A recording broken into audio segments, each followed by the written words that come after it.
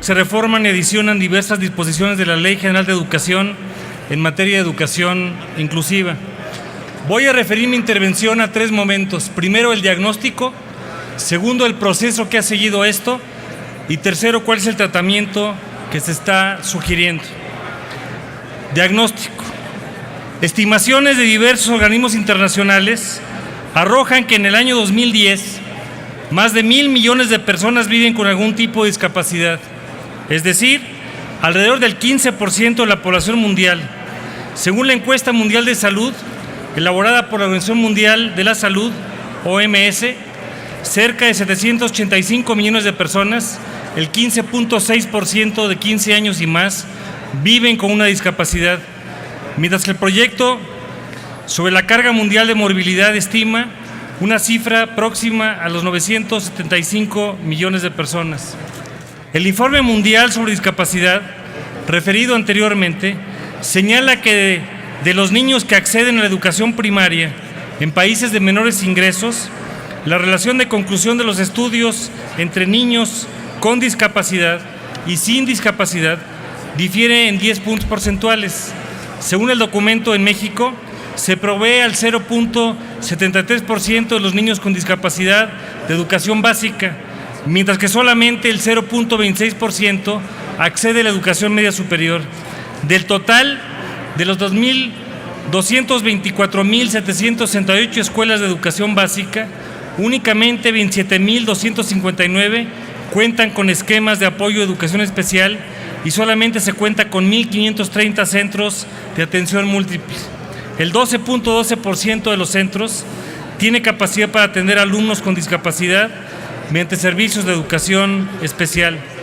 La cifra que produce el Censo de Población 2010, a cargo del INEGI, describe que actualmente 5.7 millones de personas con discapacidad, de las cuales 48% son adultos mayores de 59 años y 2 de cada 10 son menores de 30 años. De acuerdo con el documento estadístico, de los 838.212 mexicanos con discapacidad que se encuentran en edad escolar, solo 378.863 asistan a la escuela.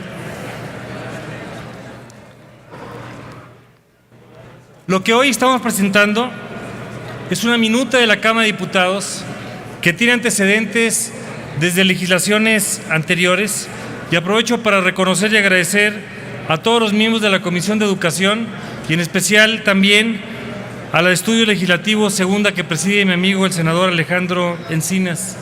En términos históricos, la actualización de ordenamientos internacionales fue sustancial para consolidar el concepto de educación inclusiva en contraposición al concepto de educación especial, al anterior o al interior de los marcos jurídicos domésticos que desde hace unas décadas han incorporado de manera específica los derechos de las personas con discapacidad.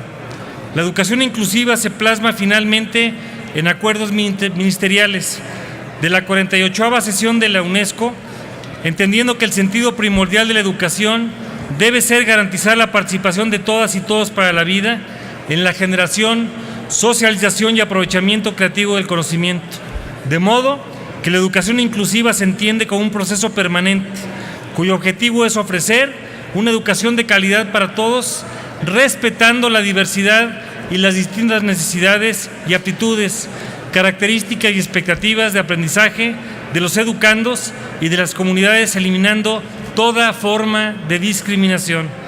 Se reconoció que se requiere la transformación estructural del sistema educativo actual que permita avanzar hacia nuevos valores, nuevas prácticas educativas y una nueva estructura y funcionamiento. Así, se entiende la educación inclusiva como el principio rector general para reforzar la educación para el desarrollo sostenible, el aprendizaje a lo largo de la vida para todos y el acceso a las oportunidades de aprendizaje en condiciones de igualdad para todos. Como compromiso en acuerdos ministeriales, se ha ido adecuando todo esto y, por último, en diciembre de 2006, la Asamblea General de Naciones Unidas aprobó la Convención sobre los Derechos de las Personas con Discapacidad, clave para la interpretación del derecho por su nivel de detalle. Esta convención no solo busca garantizar el acceso de personas con discapacidad a la escuela regular, prohibiendo que se le recuse la matrícula, sino también que presente requisitos y estrategias para su permanencia y éxito en la escuela, entre ellas 3 componentes. Primero, la puesta en marcha de ajustes razonables en función de las necesidades individuales. Segundo, el dar el apoyo necesario en el marco del Sistema General de Educación para facilitar su formación efectiva. Y tercero, proporcionar medidas de apoyo personalizadas con la eficacia requerida. El modelo que actualmente ha adoptado la educación especial desde hace casi una década se orienta a la educación inclusiva a fin de evitar efectos de exclusión, marginación y discriminaciones no deseadas, enfocado a una comunidad educativa que se pretende incluyente con las personas con discapacidad, comprometida con el proceso de desarrollo de competencias, la sensibilización de los educandos y el fortalecimiento de las instalaciones para facilitar la accesibilidad al entorno físico. Este trazo legislativo ha llevado varias etapas y hoy lo que estamos presentando es una modificación a la Ley General de Educación, punto tercero, que incluye 13 modificaciones a la ley. Armoniza la Ley General con la Convención de los Derechos de Personas con Discapacidad, amplía el objeto de educación especial que, basado en un modelo de inclusión, tendrá como propósito identificar, prevenir y eliminar las barreras que impidan la participación plena y efectiva en la sociedad de las personas con discapacidad, con dificultades severas de aprendizaje, de comportamiento, de comunicación, así como aquellas con aptitudes sobresalientes. Determina que la educación inclusiva supone el fortalecimiento de la educación especial. Esta abarca la capacitación y orientación a los padres y tutores, así como también a los maestros y personal de escuelas de educación básica y media superior regulares que atiendan a alumnos con discapacidad, con dificultades severas de aprendizaje, de comportamiento, de comunicación o bien con aptitudes sobresalientes. Asimismo, establece que dicha educación atenderá a los educandos de manera adecuada a sus propias condiciones, estilos y ritmos de aprendizaje con base en los principios de respeto, inclusión, equidad, no discriminación y con perspectiva de género. Adicionalmente, mandata que los libros de texto y demás materiales educativos sean editados en formatos accesibles y obliga a las autoridades educativas a desarrollar programas de capacitación, asesoría, apoyo a maestros que atiendan a alumnos con discapacidad y con aptitudes sobresalientes. Asimismo, se establece la capacitación de maestros en educación especial y educación regular.